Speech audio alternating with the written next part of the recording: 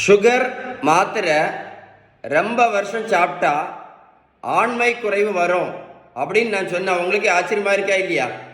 ஆமாம். என்ன விஷயம் அப்படின்னா, மருத்துவத்தோட ஸ்டாண்டர்ட் புத்தகம் ஹாரிசன் இந்த புத்தகம் என்ன சொல்லுது அப்படின்னா, சுகருக்குள்ள மெட்ஃபார்மின் மாத்திரை நிறைய வருஷங்கள் சாப்பிட்டுட்டு இருக்கக்கூடியவங்க இல்லை ஹை டோஸ் மாத்திரை சாப்பிட்டுட்டு இருக்கக்கூடியவங்களுக்கு என்ன பிரச்சனை வருது அப்படின்னா, இந்த விட்டமின்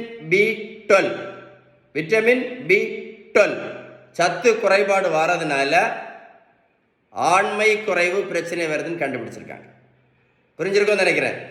ஸோ மெட்ஃபார்மின் மாத்திரை சாப்பிடக்கூடியவங்க கண்டிப்பாக என்ன பண்ணணும், அந்த பி12 டெஸ்ட்டை கண்டிப்பாக டெஸ்ட் பண்ணி பாருங்கள்.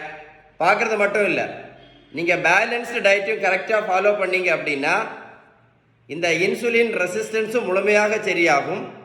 அந்த இன்சுலின் ரெசிஸ்டன்ஸ் முழுமையாக சரியாச்சுன்னா நீங்கள் என்ன பண்ணலாம், மெட்ஃபார்மின் மாத்திரையை நிரந்தரமாக நடத்தலாம். அதாவது remission is possible by balanced diet அப்படின்னு யார் சொல்கிறா அப்படின்னா, இந்த புத்தகம் சொல்லுது, ஹாரிசன். இந்த முக்கியமான அவேர்னஸ் வீடியோவை உங்கள் ஃப்ரெண்ட்ஸுக்கு ஷேர் பண்ணி கொடுங்க. நிறைய பேருக்கு யூஸ்ஃபுல்லாக இருக்கும்.